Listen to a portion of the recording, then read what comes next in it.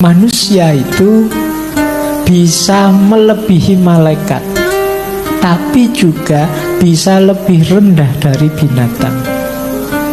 Kenapa? Karena manusia itu lengkap. Manusia itu ada nafsunya, ada akalnya, ada hatinya. Ini lengkap. Kenapa dia bisa lebih baik dari malaikat?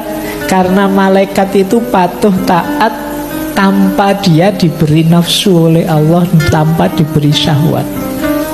Maka kalau ada manusia kok patuh taat tulus pada Allah, dia luar biasa, bahkan lebih dari malaikat. Kenapa? Dia ini masih punya syahwat, punya hawa nafsu, tapi bisa mengalahkannya untuk patuh taat pada Allah. Itulah mengapa manusia derajatnya bisa lebih tinggi.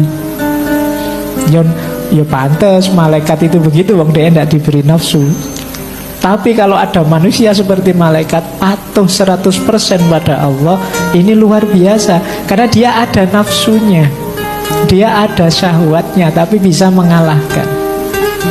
Sebaliknya, manusia itu bisa asfala safilin, sangat rendah, bahkan lebih rendah dari binatang.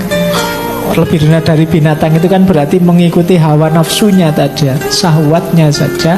Kenapa dia lebih rendah dari binatang? Binatang kan juga begitu, Pak. Iya, tapi kan manusia diberi akal oleh Allah. Manusia diberi akal budi, diberi hati nurani. Harusnya tidak serendah itu dia. Binatang begitu wajar, dia tidak diberi akal oleh Allah, tidak diberi hati nurani. Kalau diberi hati nurani mungkin rame dunia perbinatangan itu. Mungkin banyak ayam yang cemburu, banyak bebek yang marah karena pasangannya selingkuh, bisa begitu. Tapi kan tidak, mereka memang tidak diberi akal budi. Manusia yang diberi. Tapi kok ada manusia bisa serendah binatang? Oh, kalau ada manusia serendah binatang, sebenarnya dia lebih rendah dari binatang. Kenapa? Karena dia punya akal, punya kolbu. Jadi ini rumus ahsanu takwim dan asfala safilin. Jadi mari kita ingat-ingat ini ya. Kita itu manusia punya akal, tapi juga punya hasrat, hawa nafsu dan lain sebagainya. Kita itu sering tidak menikmati hidup. Orang itu kalau mengejar kesuksesan ya, mencari keberhasilan ya, segera ingin hidupnya naik derajatnya ya. Tapi yang sering orang lupa itu menikmati step demi step, tahap-tahap dalam hidupnya ini. Ini yang kemudian ya bahasanya tadi ingin cepat. Padahal proses itu kan juga perlu kita nikmati. Itu antara efeknya.